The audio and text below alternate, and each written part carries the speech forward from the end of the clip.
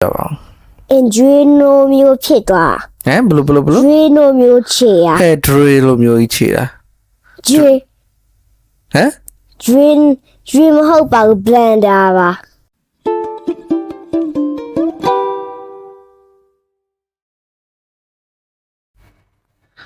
ကဲဆရာဖောင်းဒီနေ့ပါအကြောင်းပြောမှာ body parts ဟုတ်လား body parts တွေအကြောင်းပြောမှာ okay ကဲဆရာဖောင်းမစပြောကဲ body parts တွေဆိုတော့ဘာတွေသားတည်တယ်ပြောပြပါ body parts တွေကနေ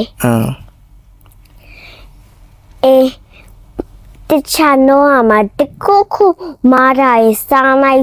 နေ body parts တွေပြက်စီးသွားတဲ့ ဟုတ်တယ်မဟုတ်အရင်ဆုံးတသားဘယ် body parts တွေကိုတည်တယ်လဲဒါအဲ့ဒါတွေအရင်ပြောပြ brain heart small intestine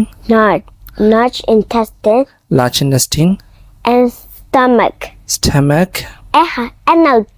အဲ့နောက်တည်တယ် okay lungs ဆိုတာတည်လား lungs တည်လား lungs ကိုမတည်ဥတသားပြောသွားတဲ့ဟာတွေက body parts ဆိုတာထက်မှန်ပါတယ်ဒီ internal organs တွေပေါ့ခန္ဓာကိုယ်အတွင်းမှာရှိတဲ့ပစ္စည်းတွေပေါ့ okay အဲ့တော့တစ်ခုချင်းစီအကြောင်းပြောရအောင်တသားကပြောတာဆက်ချင်း brain ဟုတ်လား okay brain ကြောင့်ဒါဘာတွေတည်အသားကိုပြောပြ brain ကကုံလုံးတည်အောင်လုပ်တယ် ဟုတ်လား ဟုတ်တယ် brain အကုန်လုံးတည်အောင်လို့ဘယ်လိုတွေတည်ရအောင်ပြောပြပါဦးပပ ဘယ်လိုတည်ရလဲဆိုစားတွေကားတွေဘယ်နောက် high ဖြစ်နေဘယ်နောက် long ဖြစ်နေ okay ဘယ်နောက်ကြီးနေဘယ်နောက်တင်းနေပြီးရင်ဘယ်ဟာပို့ပြီးတော့များနေပြီးရင် short and ပြီးရင်ပါနေဆိုတော့ in color တွေ ဟုတ်ပြီ ပြီးရင် things တွေပြီးရင်ပါနေဆိုတော့ ပြောပါ water တွေ ဆိုတော့တပြောချင်တာကအရာဝတ္ထုတွေကိုလည်းသိတယ်အကောင်တွေကိုလည်းသိတယ်လူတွေကိုလည်းသိတယ်ပြီးတော့အဲ့အရာဝတ္ထုတွေအကောင်တွေလူတွေဘယ်လိုမတူဘူးလဲကွဲပြားခြားနားတယ်ဆိုတာကိုလည်း brain ခွဲခြားနိုင်တယ်ဟုတ်လား ဟုတ်တယ် ပြီးတော့ဒါပြခုနပြောတဲ့အထက်မှာဆိုရင်ထားပါတော့နော်ဘယ်ဟာ long ဖြစ်လဲဘယ်ဟာ short ဖြစ်လဲဘယ်ဟာကြီးလဲဘယ်ဟာသေးလဲပြီးတော့ color တွေပေါ့နော်အရောင်တွေပေါ့ဟုတ်လားအရောင်တွေခွဲခြားတဲ့နေရာမှာလည်း brain ကအသုံးဝင်တယ်နော်ပြီးတော့ဘာတွေဘယ်နေရာမှာသုံးမလဲစဉ်းစားပါအောင် ဘယ်နေရာမှာ စဉ်းစားပါအောင်ဆိုတာအဖြေတော့ပါတော့စဉ်းစားတဲ့နေရာပေါ့ဟုတ်လားစဉ်းစားတဲ့နေရာမှာလည်း brain ကိုမသုံးအောင်လားပပတို့တခုခုစဉ်းစားတယ်တွေးတယ်လေတွေ့ရ ဟုတ်တယ်မလားအဲ့ဒါဆိုတော့ brain ကနေပဲစဉ်းစားဟုတ်တယ်မလား ဟုတ်တယ် ပြီးတော့အခုစကားပြောနေတယ်စကားပြောတာဘာနဲ့ပြောလဲ စကားပြောอ่ะဘာသာနဲ့ပြောရ ဒါပေမဲ့အဲ့ဒီစကားပြောတာကိုထိန်းချုပ်တာဘယ်သူကထိန်းချုပ်ထားတယ်လို့ထင်လဲ ဘယ်သူကထိန်းချုပ် တာ control လုပ်တာ control ဘယ်သူက control လုပ်တယ်လို့ မသိဘူး brain ကပဲ brain ကပဲ အခုတခြားလှုပ်နေတယ်ဘာနဲ့ပြောရင်ဟုတ်တယ်မလားအဲ့ခြေထောက်ကြီးကိုဘယ်သူကလှုပ်ခိုင်းတယ်လို့ထင်လဲ brain နာ ဟုတ်တယ်ဒါခန္ဓာကိုယ်မှာလှုပ်ရှားတဲ့အစိတ်ပိုင်းတွေကိုလည်း brain ကခိုင်းတာနော်ဆိုတော့အများစုပေါ့လေအများစုလှုပ်ရှားမှုအများစု 99% လောက်ကိုbrain ကပဲထိန်းချုပ်ထားတာအဲ့မဲ့တချို့လှုပ်ရှားမှုတွေတော့ရှိတယ်အဲ့ဒါတွေကတော့ brain ကစိုင်နေပေါ့ဒါပေမဲ့reflex လို့ခေါ်တာလေးရှိတာကြားဘူးလားတော့မသိဘူး reflex ဆိုတာတောက်ကြောင်မသိမိလားမသိတော့သေးဘူးနော်မသိဘူး okay reflex ဆိုတာကြတော့အုံနောက်ကဘာမှတောင်းနေရှင်းပြမယ်မထားပါတော့ဒါက6ကြီးကိုဆန့်လိုက်တယ်ဆိုရင်အရင်ဆုံးအုံနောက်ထဲမှာအတွေးတစ်ခုစဖြစ်တယ်အဲငါ6ကြီးကိုဆန့်လိုက်မယ်ဆိုအတွေးအဲ့ဒါဖြစ်တယ်ဖြစ်ပြီးရင်အုံနောက်ကအဲ့ဒီ6ကိုဆန့်ကျင်တဲ့စိတ်ကြောင့်မလို့ဒီ6မှာရှိတဲ့ muscle ကြွတာတွေရှိတယ်အဲ့ muscle ကြွတာတွေကိုဒီဆန့်အောင် contract အတူအလျှော့လုပ်ခိုင်းတယ်အဲ့လိုနေရာပြင်6ကလှုပ်သွားတယ် okay ဒါပေမဲ့ reflex ဆိုတာကျတော့ဘယ်လိုမျိုးလဲဆိုအုံနောက်ကမစင်စားဘဲနဲ့လှုပ်ရှားမှုအရင်လုပ်တာဘယ်လိုမျိုးလဲဆိုတာပပပြောပြမယ်အခုသားကိုမျက်နှာနာကိုပပကလက်နဲ့ဒီလိုလုပ်လိုက်မယ် ဒါမျက်လုံးမှိတ်သွားတယ်အဲ့ဒါမျိုး reflex ပဲသူကမျက်လုံးနာဒီလိုမျိုးလာရင်မျက်လုံး automatic မှိတ်သွားတယ်ဆိုတော့အုံနောက်ကစဉ်းစားတာမျိုးမဟုတ်ဘူးခဏကအရင်လှုပ်လိုက်တယ်လှုပ်ပြီးတော့မှအုံနောက်ကငါမျက်လုံးမှိတ်မိသွားပါလားလို့ပြန်သိတာအဲ့ဒါကိုကျတော့ reflex လို့ခေါ်တယ်ဘာဖြစ်လို့လဲမျက်လုံးဆိုတာကထိမိမှာဖြစ်တယ်လေ သူမေနာတဲ့တဲ့ နားတယ်ဒါထက်ကန်းသွားတဲ့မျက်လုံးမမြင်နိုင်မျိုးထိဖြစ်သွားနိုင်တယ်အဲ့ဒါကြောင့်မလို့အဲ့ဒါကိုကာကွယ်ခြင်းတဲ့သဘောပေါ့ခန္ဓာကိုယ်ကသူ့ကိုယ်သူကာကွယ်တဲ့စနစ်တစ်ခုကိုထည့်ထားတာအဲကြောင့်ဘာလို့လဲလို့ရင်လို့အဲ့လိုမျက်လုံးလေးပိတ်သွားတာပေါ့နော်အဲ့ဒါမျိုး reflex ထားပါတော့ဒါမသိမှမဟုတ်သေးပပတိုင်းတိုင်းပဲရှင်းပြတာโอเคအဲ့တော့ဒါပြောတာအုံနောက်ကမှန်တယ်အကုန်လုံးကိုသိတယ်အုံနောကအကုန်လုံးကိုထိန်းချုပ်တယ်ဟုတ်ပြီနောက်တစ်ခု heart လို့ပြောရတယ်ဟုတ်လား heart ကကြတော့ပြောပါ တုံတုံတုံလို့တုံခုံးတဲ့လို့တုံနိုတာ ဟုတ်လားဘယ်နာမှရှိရဘာလက်ထောက်ပြ အင်ဒီနာနဲ့မရှိရ ရှင်ဘက်ဟုတ်လားရှင်ဘက်ထဲမှာရှိတယ်โอเคအဲ့တော့အဲ့ဒီ heart ကတော့ဘာတွေလောက်တာတော့ပြောပါဦး တွေးတွေထုတ်တာ သွေးတွေထုတ်တာဟုတ်တာပေါ့ heart ကသွေးတွေကိုထုတ်တာသွေးတွေထုတ်အဲ့သွေးတွေကဘယ်ထဲကိုရောက်သွားလဲ heart ကတစ်စက် heart ကနေတစ်စက် ဘယ်ထဲကိုရောက်သွားလဲသွေး heart တယ်ပေါ့ heart ကသွေးတွေကိုထုတ်ပြီးရဲဆိုအဲ့ထွက်သွားတဲ့သွေးတွေကဘယ်ထဲကိုရောက်သွားလဲ မတိဘူး โอเคဒါတိမမဟုတ်သေးဘူးလို့ဆိုဒါအနည်းဆုံးတော့ heart ကသွေးတွေကို pump လုပ်ပြီးတယ်ပေါ့ညှစ်ထုတ်ပြီးတယ်ပေါ့နော်အဲ့တော့သိရင်ကိုရတယ်တကယ်တော့ heart ကဘိုင်းနဲ့ချိတ်ဆက်ထားလဲဆို blood vessel လို့ခေါ်တယ်သွေးကြောကြီးတွေနဲ့ချိတ်ဆက်ထားတာ heart ထဲကိုဝင်နေတဲ့ blood vessel တွေရှိတယ် heart ထဲကနေပြန်ထွက်သွားတဲ့ blood vessel တွေရှိတယ်နော်ဆိုတော့ဝင်လာတဲ့ blood vessel ကသွေးကြောတွေပေါ့နော်အဲသွေးကြောတွေကသွေးပါလာတယ် heart ထဲကိုရောက်တယ် heart ချီကအဲ့ဒါတွေကိုပြန်ပြီးတော့ညှစ်လိုက်တယ်ညှစ်လိုက်တဲ့အခါကျတော့ဘာဖြစ်လဲဆိုတော့သွေးကြောတွေကိုပြန်ရောက်သွားတယ်အဓိကပပတို့ခန္ဓာကိုယ်တစ်ခုလုံးမှာ blood တွေသွေးကြောတွေကလေပတ်နေတာအဲ့လိုလေပတ်နေမှာပပတို့အသက်ရှင်နိုင်တာ တက်ရှင်နိုင်တာ yes ပပတို့ဒီခန္ဓာကိုယ်မှာလေပတ်နေသွေးတွေရက်သွားပြီဆိုရင် ချက်သွားဆိုရင် တည်သွားလိမ့်မယ် တေးသွားနိုင်တယ် အဲ့တော့အုံနောက်ကလည်းအရန်ကိုရေးကြည့်တဲ့စိတ်ပိုင်းပဲအုံနောက်ကြီးအလုံးမလုံးတော့သူကတည်သူလို့ဖြစ်သွားမှာအဲ့လိုပဲ heart ကလည်းအရန်ကိုရေးကြည့်တဲ့စိတ်ပိုင်းပဲ heart ကြီးပျက်စီးသွားရင်လူကအသက်မရှင်နိုင်တော့တည်သွားမှာ တေးသွားမှာ အဲ့တော့အဲ့နှစ်ခုစလုံးကအရန်ရေးကြည့်တဲ့ခန္ဓာကိုယ်မှာအရေးကြီးဆုံး body part နှစ်ခုထဲမှာနှစ်ခုပေါ့နော်တခြားဟာလည်းထည့်ခြင်းထည့်လို့ရပါဘူးဥမာဒီနားမှာဆိုအဆုပ်လို့ခေါ်တယ် lens ဆိုရှိတယ် lens က heart ရဲ့ဒီဘက်မှာတစ်ခုဒီဘက်မှာတစ်ခုနှစ်ခုရှိတယ် heart lens ကလည်းအရေးကြီးတဲ့ထဲမှာပါတယ်ဒါပေမဲ့ lens ကနှစ်ခုရှိတာဆိုတော့တစ်ခုပြတ်သွားရင်တော့နောက်တစ်ခုနဲ့ထိန်းပြီးအသက်ရှင်လို့ရသေးတယ်ဒါမျိုးလေးတွေရှိတယ်နောက်တစ်ခုကသာပြောရတာ small intestine large intestine နောက်တစ်ခုကပါ နောက်တစ်ခုက stomach okay အဲ့တော့ပြောပါအောင် stomach ဆိုတာဘာကြီးတော့ stomach ဆိုဘိုက်ထဲမှာရှိတယ် မြန်မာလိုဘယ်လိုခေါ်လဲသိလား မသိဘူး ခဏလေးပြန်မေးဦးမယ် brain ကိုမြန်မာလိုဘယ်လိုခေါ်လဲ brain ကိုအုံနောက် okay heart ကို heart ကိုမသိဘူး heart ကိုနှလုံးလို့ခေါ်တယ် no နှလုံး no okay နော် stomach ကိုဘယ်လိုခေါ်လဲ stomach မသိဘူး stomach ကိုအစာအိမ်လို့ခေါ်တယ် စာအိမ် yes အစာအိမ် အစာအိမ် နော်အစာတွေထည့်ထားတဲ့အိမ်မို့လို့အစာအိမ်အဲ့လိုမှတ်ထားလိုက်နော် okay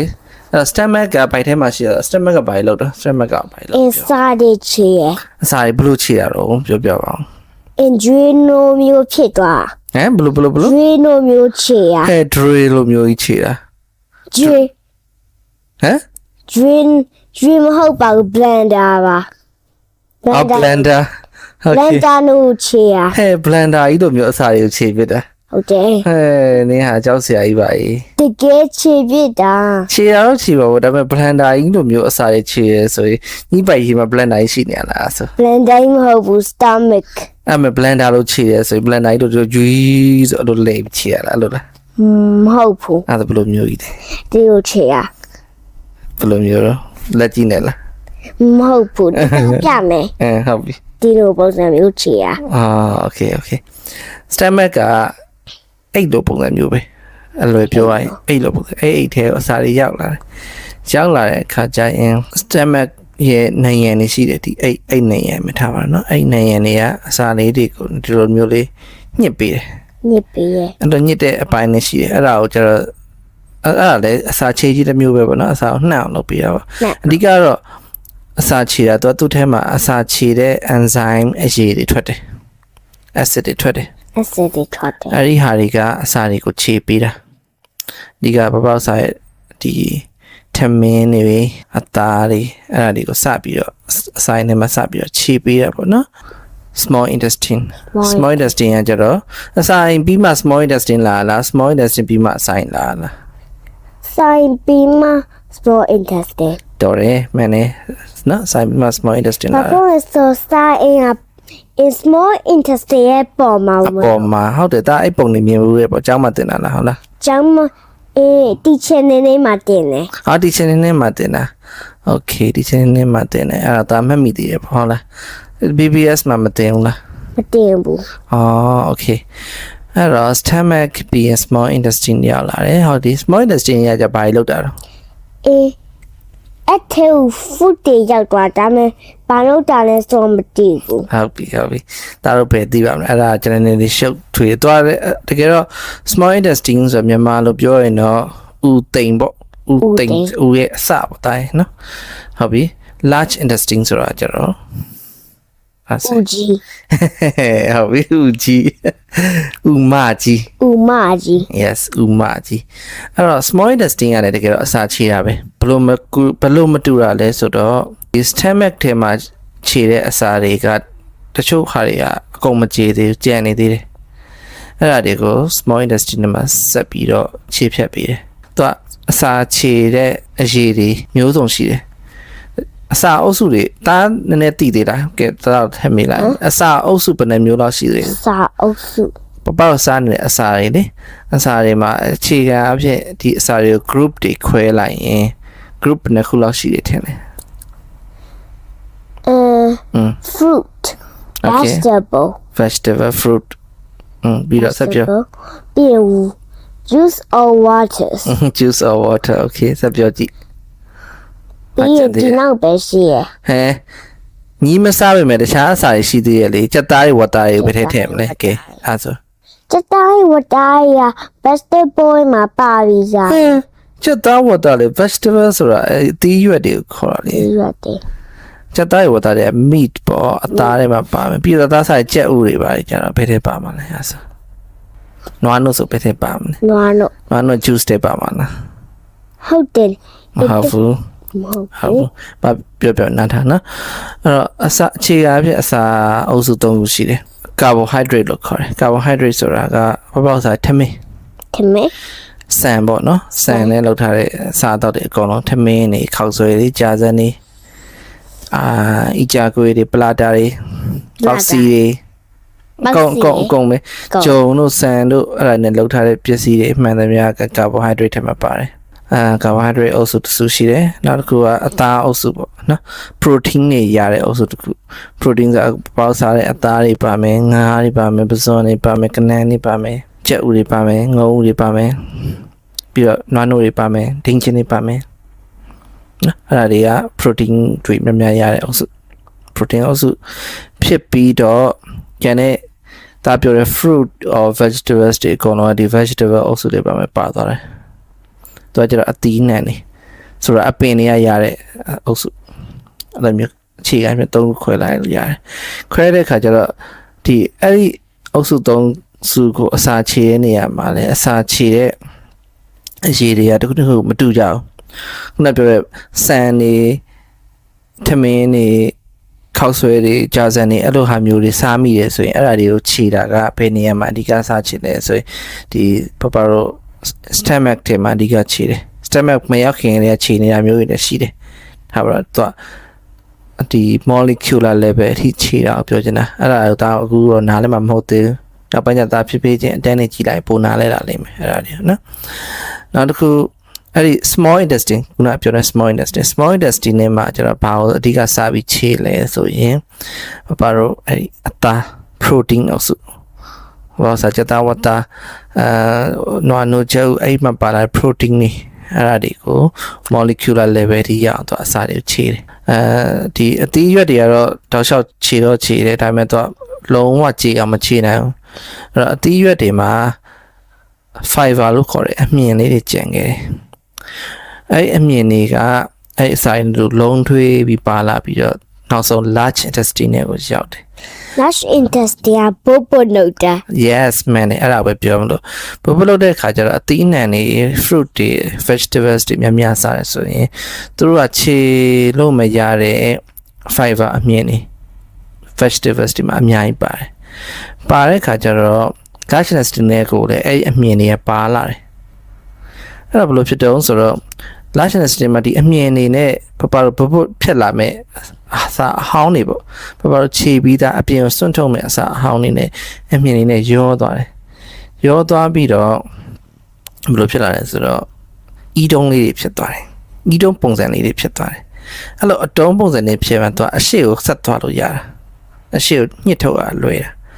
အဲ့တော့အမြင်တွေမများရှိတဲ့ဤတုံးပုံစံဖြစ်လေ1သွားဖို့အတွက်ပိုလွယ်လေအားကြောင့်လို့တတဘဘာကပြောတဲ့ခါကျအသီးရွက်တွေများများဆက်ပြရမယ်ဆိုတာဒါကြောင့်ပြောတာဘာဖြစ်လို့လဲဆိုအဲ့လိုစာမှာသူကဝမ်းမချုပ်တာမဟုတ်ရင်တတဤပိုင်အရန်ညစ်ရတယ်ဘာဖြစ်လို့လဲဆိုတော့ဒီအမြင်နဲ့တွေမပါတဲ့အခါကျရင်ဝမ်းကတုံတယုံနဲ့ဒီအစာအဟောင်းတွေပေါ့ဒါပြောတဲ့ဖွတ်တွေကအရှိကိုမရောက်တော့မရွေ့တော့ပဲနဲ့ဟုတ်တယ်ပိတ်တာတော့မဟုတ်ဘူးဒါရဲ့အဲ့လိုအရှိကိုသိမ့်မရွေ့ဘူးအရှိကိုသိမ့်မရွေ့ဘူးလိုအပ်တဲ့ပို့ပြီးတော့ကျက်လာတယ်အဲ့ခါကျတော့ဤတုံးကြီးတွေကမာလာတယ်နော်ဒါပြောမှန်တယ် large intestine ကပုတ်တွေလောက်တဲ့နေရာပြီးတော့ဖင်ကနေပြန်ထွက်သွားမှာပြော large intestine ရဲ့ထိတ်ကဖင်ပဲဟုတ်တယ်သူရဲ့ထွက်ပေါက်ကဖင်ပဲနော်အမြင်ပြန်ထွက်သွားတာโอเคလားအဲ့တော့ဟုတ်ပြီအဲ့တော့ဒါကလည်းပြောတဲ့ body parts က5ခုတကယ်တော့ body parts ဆိုတဲ့အဲ့ဒါတွေကခန္ဓာကိုယ်အထဲမှာရှိတဲ့ပစ္စည်းတွေနော်ဟုတ်ပြီအုံနောက်ကဘယ်နာရှိတော့ဘာလက်ညှိုးနဲ့ထိုးပြအုံနောက်ခေါင်းမှာရှိတယ် okay heart ကရှင်ဘက်ထဲမှာရှိပြီးတော့ stomach နေရာလာကိုလက်နဲ့ထောက်ပြပါ stomach ဟုတ်တယ် bite ကိုမှဒီဘယ်ဘက်ချမ်းလေးဒီနားလေးမှာရှိတယ်နော်ပြီးရင် intestine ကတော့ဒီဘက်ကြီးတစ်ခုလုံးနဲ့မှာတော့ခွေနေ intestine ကအရှိကြီးပဲ yes large intestine မလား small or large ကိုသူကနေသူတိုင်းတာတစ်ခုတည်းရှိတယ် large intestine ဆိုတော့အဲ့လိုခွေထားတာဘာကြည့်တယ်မှာဆိုတော့ဦးရအများကြီးရှိကြီးပဲရှိတယ်ဟုတ်ပြီအဲ့တော့ဒီနေ့ဒါပဲလားတခြားပါပြောခြင်းသေးတယ်တခြားပဲ parts ကိုပြောခြင်းသေးတယ်ဒါပဲဟုတ်ပြီအဲ့ဒါဆိုရင်ဒီနေ့အဓိကမှတ်ရမှာကဒီ5ခုတည်းပပပြန်ပြောမယ် brain and heart က very important အရေးကြီးပါတယ်သူတို့တွေပျက်စီးသွားရင်လူကအသက်မရှင်နိုင်တော့သေသွားနိုင်တယ်ကျန်တဲ့3ခုကတော့ဘာလို့အစားအသောက်စားနေဆိုင်နေအဲ့တော့အဓိကမှတ်ရမှာကဒီရွက်တွေများဆိုင်ရင်ဝမ်းမချုပ်ဘူးဟုတ်ကဲ့လားအစားအုပ်စုကိုစုံအောင်စားမယ် carbohydrate လို့ခေါ်တယ်ထမင်းလည်းစားမယ်အသားလည်းစားမယ်ရွက်တွေလည်းစားမယ်ဟုတ်ပြီလားဒါမဲ့တခုပြောမယ်ပြောတားဆိုင်ပို့ပြီးဝဲမချုပ်ဘူးလားအသားစားရင်ဝမ်းချုပ်တယ်ဆိုတာထက်အသီးရွက်မစားလို့ဝမ်းချုပ်တာအသီးရွက်မစားရင်ဝမ်းချုပ်မှသိကြတယ်အသားစားလို့ဝမ်းချုပ်တယ်ဆိုတာမျိုးကအဲ့လိုအပြတ်တော့မပြောနိုင်ဘူးအသားလည်းစားမယ်အသားလည်းအများကြီးစားမယ်နောက်တော့အသီးရွက်တွေလိုက်စားမယ်ဆိုဝမ်းချုပ်မှမဟုတ်ဘူးโอเคလားโอเคအဲ့ဒါကျေးဇူးတင်ပါတယ် bye bye bye bye good night good night